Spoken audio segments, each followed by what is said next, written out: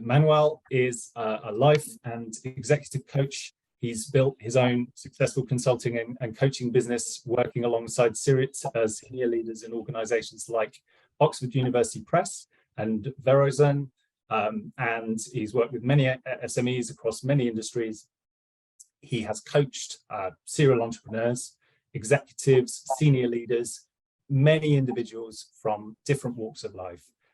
So can we have, please, a big silent round of applause for our speaker today, life and executive coach, Manuel Giudice. Thank you. Thank you so much, Richard. I'm flattered. I'm about to walk away. When it comes to corny, I think it's the two of us. So I think we are in good company. I'm going to share my screen. I don't know if you can see that guy. Can you see it, Richard? Perfect. So I'm going to start off. So thank you. I love the story you just shared around to do and to be, and it's a really great segue in what I'm about to present. So we tend to think about environmental sustainability or sustainability within an environmental context. So how can we run our businesses in a way that has little to no negative impact on the environment around us? But I believe there is also another layer, another level, and that's personal sustainability. How do we show up as leaders, as managers, as professionals, as people that are in charge of communities or groups, even families, in a way that our behaviors and the way we are, the to be you were referring to, Richard, and what impact that behavior will have if I were to be more curious, inquisitive, creative, all the to be list that you shared with us earlier on. So I want to tell you a little bit of a story, and then I'll share what I've learned about these stories through my own journey. Just imagine, it's 2:30 a.m. It's on a Sunday morning. Outside is pitch dark, and you're physically and mentally exhausted. Over the last 3 days, you work, you try and help out your parents and your extended family with their businesses. It's a restaurant business, and it's a shoe factory in southern Italy. Definitely sounds of the machines, the strong smell of burnt leather and glue, and you're just literally exhausted. You can't wait to go to bed and lay down. And just about when you're about to do that, you receive a phone call. It's your father, and he says, "Get ready, they are coming." Now, at that point, I didn't have to ask who was coming, why they were coming, what it is that I needed to do to get ready. We already knew. I was born in 1985. In the 1980s and 90s in Puglia, the heel of the boot, Italy is shaped like a boot. In southern Italy, it wasn't uncommon for a small business owner, for small business owners, to be faced with demands made by organized criminal gangs. It was very simple. All they wanted was cash, which is a monetary compensation in exchange for protection. Now, you might think, oh my goodness, how can you even live in a place like that? Let alone run a business or grow a business.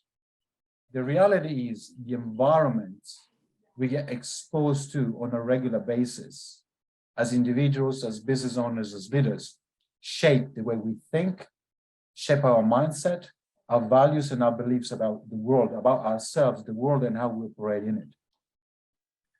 Now, I didn't know it back then, but as you were describing earlier, I left home at age 19, and I had the fortune to I won a sports bet. Not many people don't know about that. It's called at university, and then I started traveling.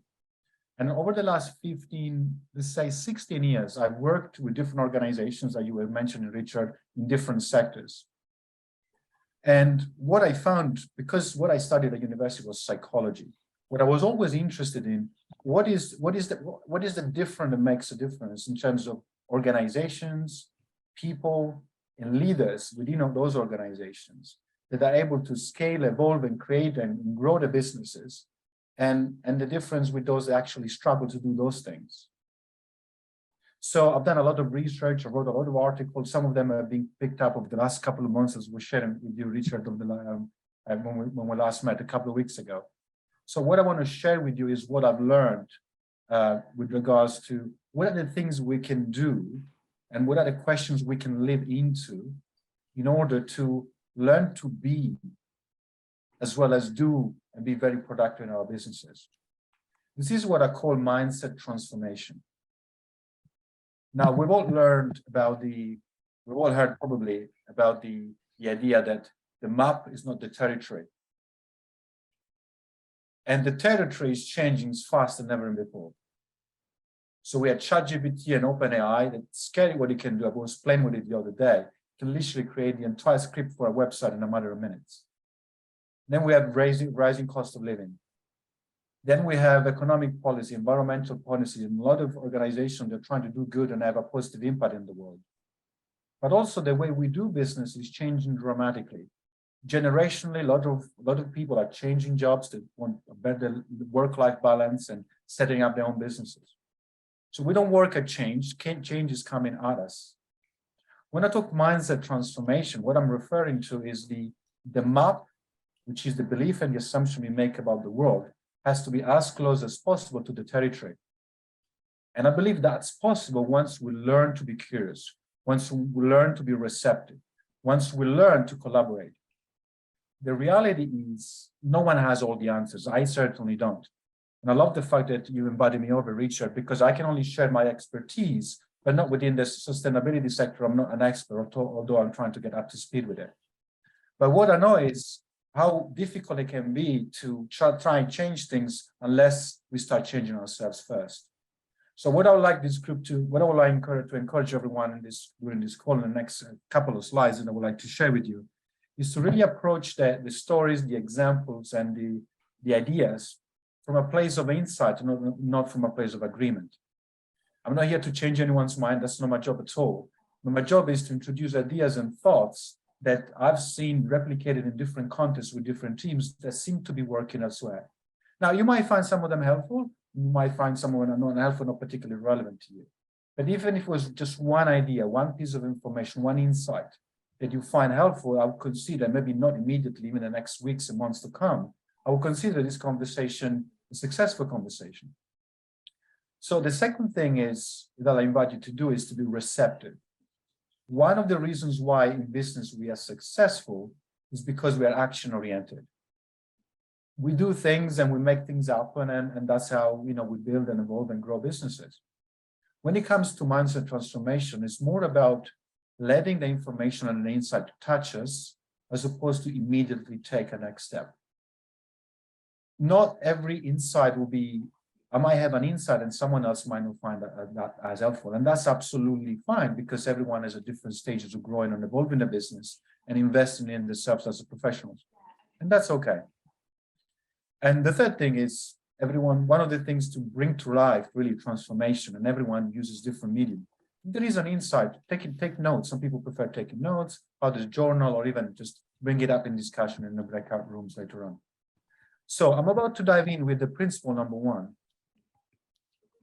I'm based in London. As I was sharing earlier, I moved back here. I've lived in England for 15 years, but I took some time off last year to go visit family in southern Italy. And it kind of brought me back in memory lane. And it made me think about the power of an identity. I speak a lot to people in London when I network, or clients and people that I work with, about identity and about individual narratives.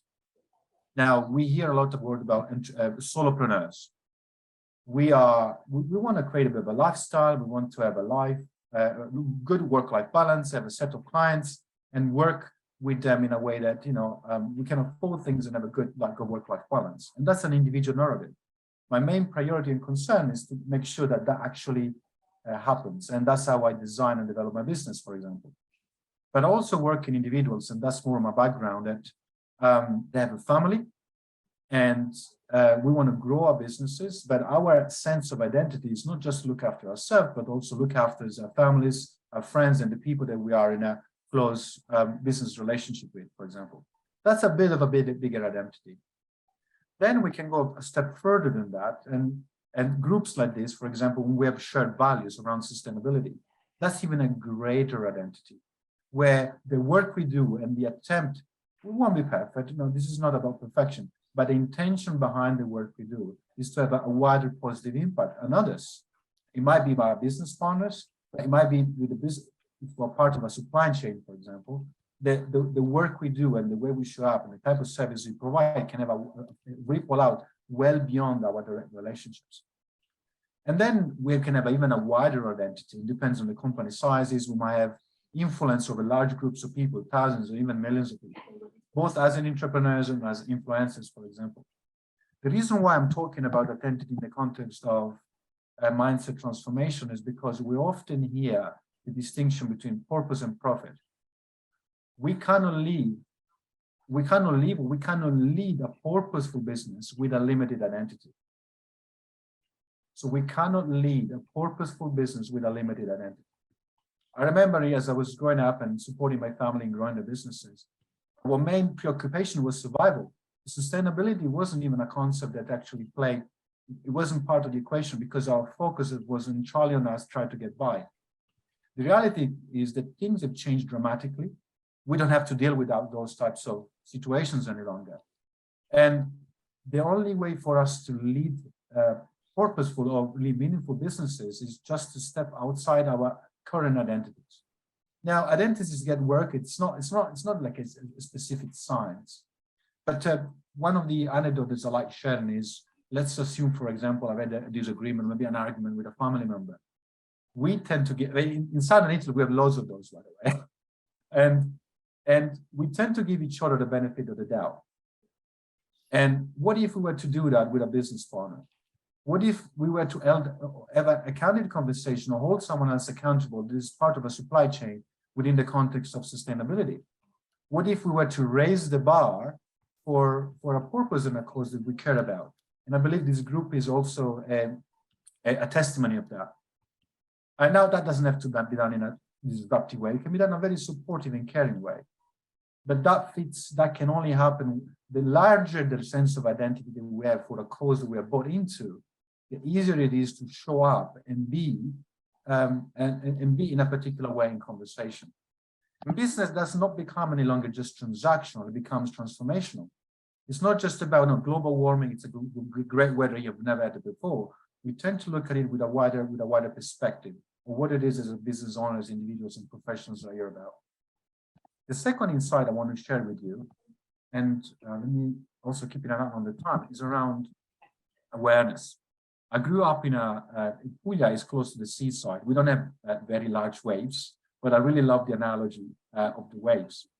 So we said earlier, change is coming at us from different directions, environmental, even COVID, the way it's affected us, environmental and economic policy, open AI, and exponential technology, and how things will change. We don't know in which direction the world economically will go. But change is automatic. Growth is not. Growth, it can only be intentional. So I use the analogy of a surfboard because I'm not a surfer myself, but as I said, I grew up near the seaside, because we cannot handle surfing the greatest or the biggest waves unless we learn to handle the smaller ones first. That was a major shift, paradigm shift for me, what I learned about this, and that's one of the reasons why I got interested in personal development, because the smaller waves are, for example, am I able to have a candid and very open conversations with my team members? Am I able to hold others accountable? Am I able to tell a story of my team, of my business? This is what my business is about. I try to have entrepreneurs to scale their businesses, for example. Am I able to celebrate wins and create maybe 30 seconds, 45 seconds videos that I put out there in the world, where I allow others to also benefit from my successes? So there is a lot of that I believe we can do in terms of self-awareness in how we run our businesses. We tend to be, what I find is, as work with smaller businesses, we tend to be very domain experts. We're really focused on our businesses and how we run them. But what I feel is, with the changes coming at us and the waves becoming bigger and bigger, in order for us to grow and have a greater impact, I think we need to work what we historically used to call soft skills. We used to think, certainly in Southern Italy, even larger corporations, we used to think in competitive terms, right? But now, actually, the value of competitiveness is respectively lower compared to collaborative. being collaborative. So from a soft skill perspective, who can I enter into a collaboration with instead of considering them to be particularly, competitors, let's say. And one of the things is also kind of, it's very intimate and it's very difficult for us to see is that we all are sitting on a very tall mountain of value. Because we are so focused, and this is the benefit of coaching. That's why I have a coach myself and I work with individuals. Sometimes all we have to do is to slow down and look back and see how far we've come.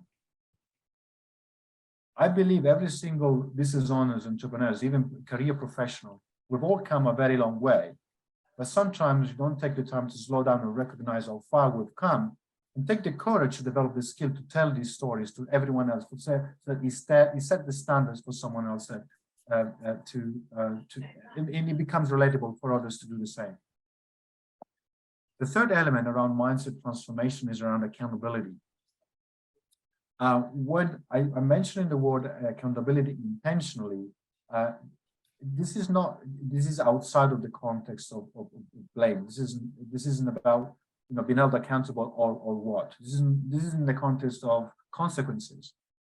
But we've all, and I've certainly I've had a personal fitness trainer once in the past. So the personal fitness trainer really helped me to show me what exercise to do, how to do it, so that I would not get injured.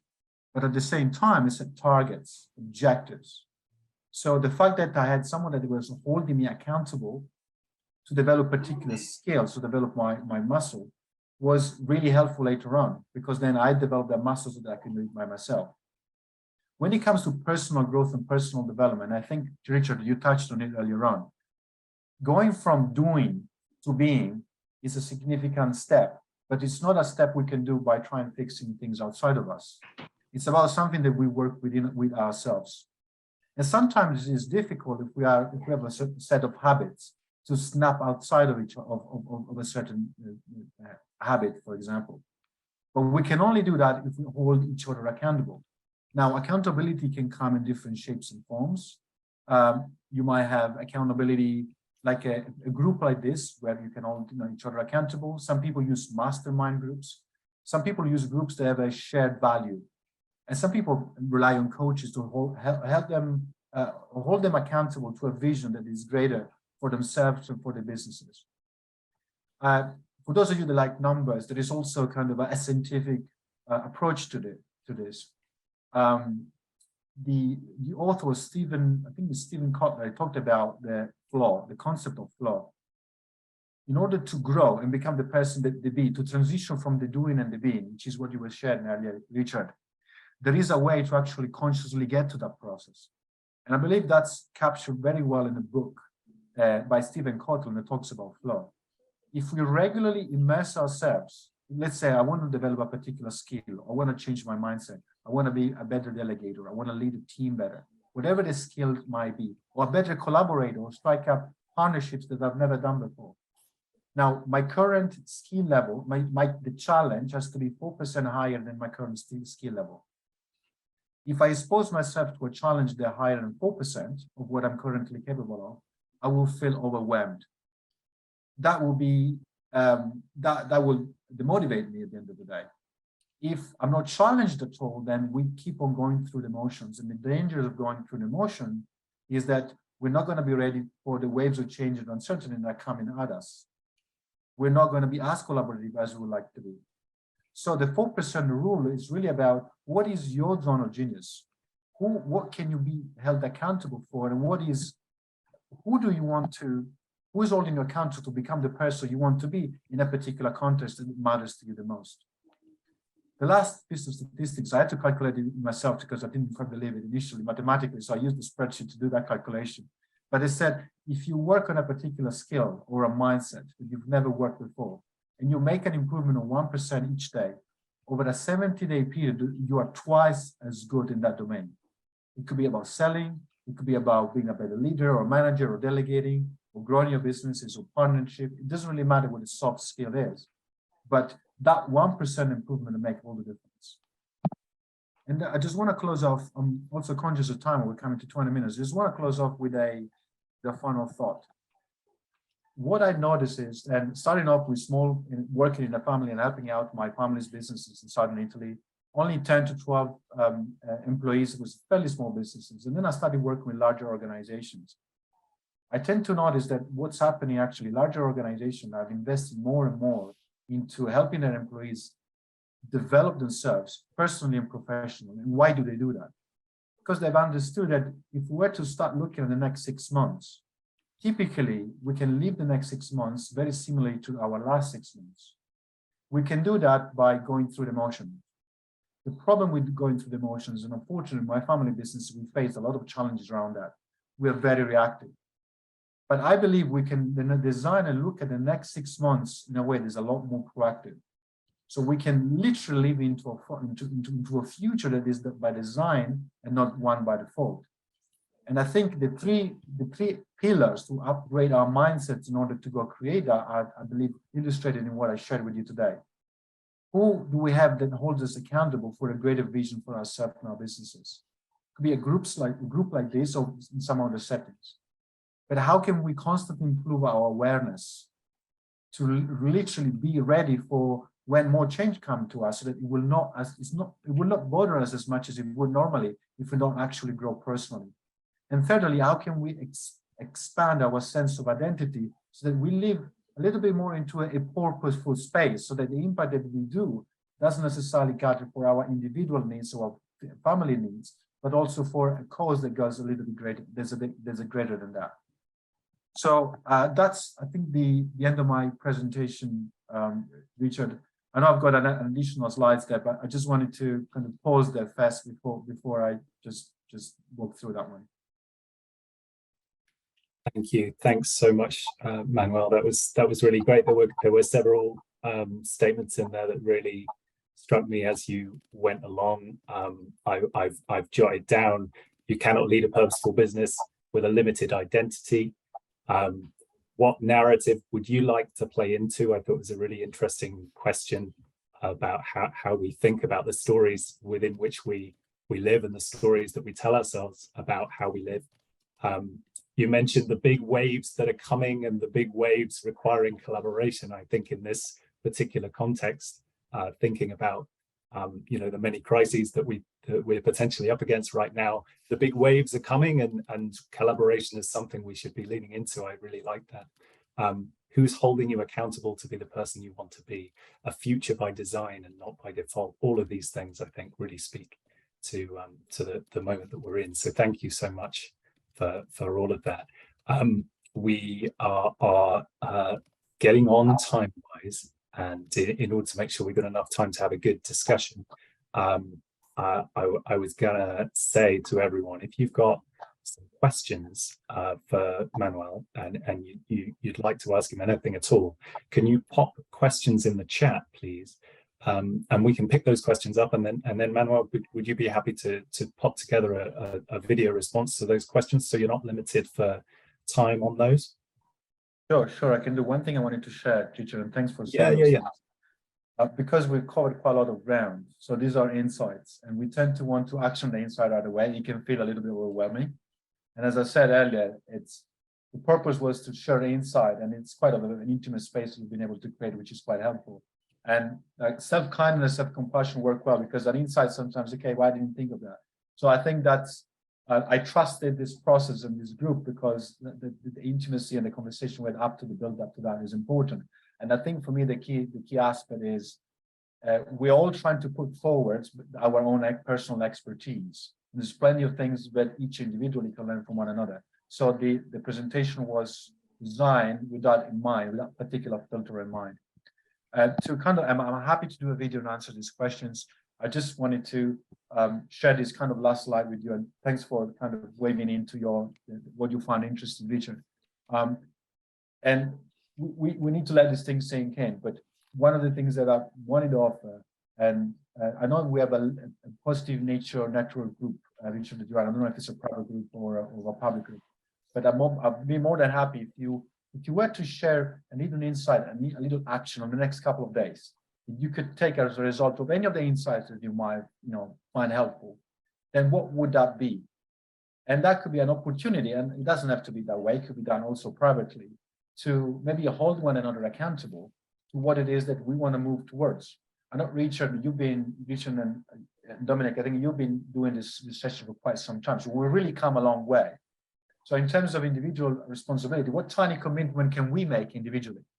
And for those of you that like to be part of a prize draw, you can also tag me, and I'll share with Richard a little tool. We can pick a name from it so that we do it as transparently as possible. But yes, I will stop sharing my screen and back to the room.